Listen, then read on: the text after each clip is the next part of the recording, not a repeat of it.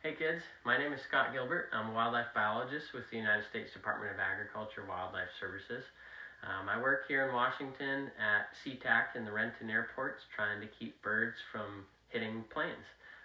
It's a dangerous combination when a bird runs into a plane or a plane runs into a bird. It's not a safe situation for either of them. So we'll run traps trying to trap birds off the airport, and then we'll take them to places far away from the airfield. It's much safer for the birds and it's much safer for planes. So I'm glad you guys are out here for story time joining me. I know it's really tough not being able to get out and see your friends and hang out with people or go to school. But I hope you're able to get outside, enjoy some fresh air, and hope you enjoy this story time. If you stay till the end, I'll have a little surprise for you as well. Today we're going to read a book called This Moose Belongs to Me by Oliver Jeffers. It's a book that I've read to my daughter and she really enjoys it, so I hope you guys enjoy it as well.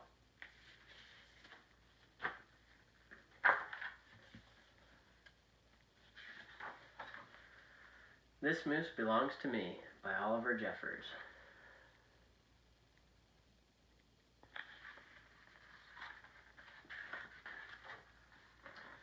Wilfred owned a moose.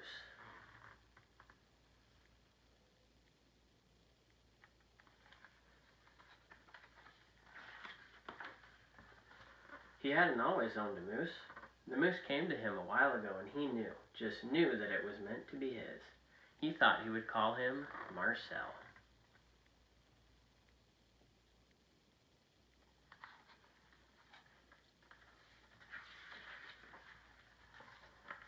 He began following Marcel and explaining the rules of how to be a good pet.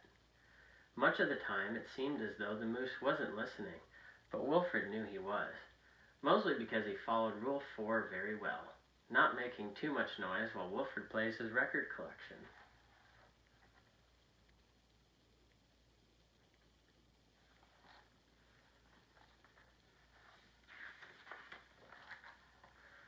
Sometimes the moose wasn't a very good pet. He generally ignored Rule 7, going whichever way Wilfred wants to go. The moose had a very good sense of direction, and Wilfred did not. And because the moose was particularly poor on Rule 7, subsection B, maintaining a certain proximity to home, Wilfred quickly learned to bring some string along on their outings so he could find his way back again.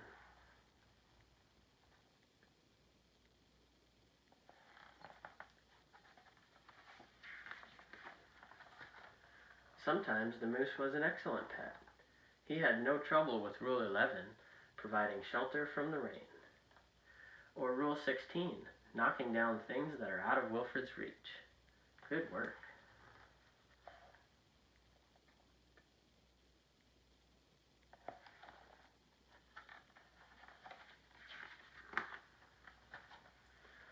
One day, as Wilfred discussed their plans for the coming year on a particularly long walk, he made a terrible discovery.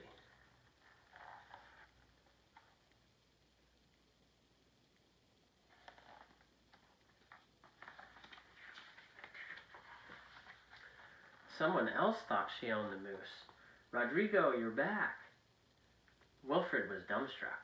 This moose was Marcel, not Rodrigo. The old lady was mistaken, and Wilfred thought it only proper that he correct her. "This moose belongs to me," he explained.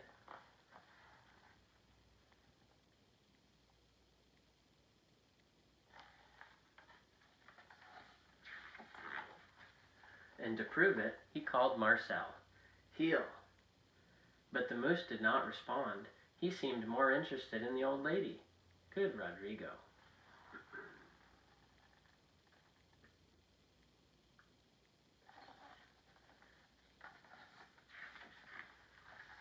Fine. Embarrassed and enraged, Wilfred rushed off for home. But in his haste, and miles from anywhere, he tripped over a string and got tangled up.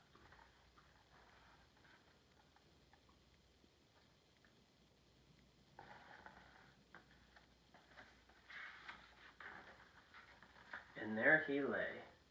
Wilfred was beginning to get a little bit worried. It was getting late and the monsters would be out soon.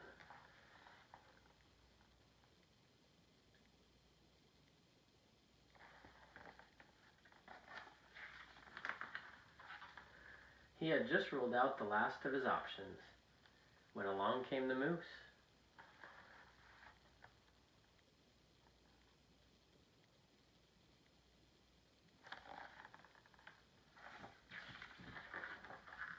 And performed Rule 73 brilliantly, rescuing your owner from perilous situations.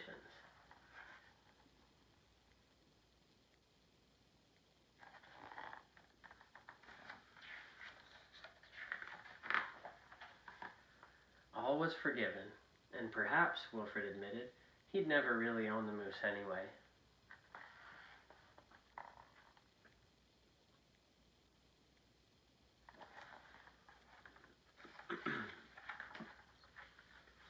With that in mind, he and the moose reached a compromise.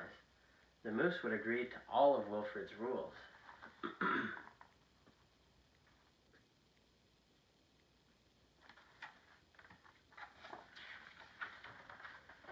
Whenever it suited him.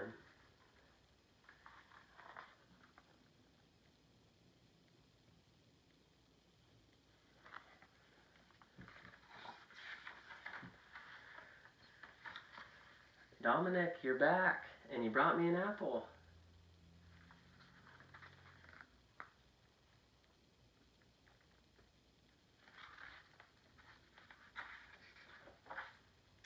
Well, kids, that's the end.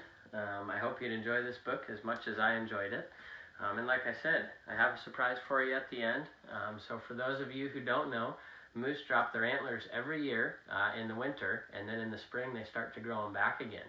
So when I was out hiking this spring, I ended up finding one of Marcel's antlers.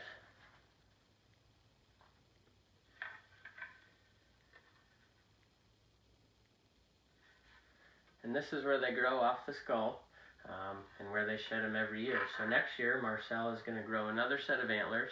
He's growing them right now this summer, and when he's done, it'll be much bigger than this one. I thought that was pretty neat when I found that, and I thought you guys might like that.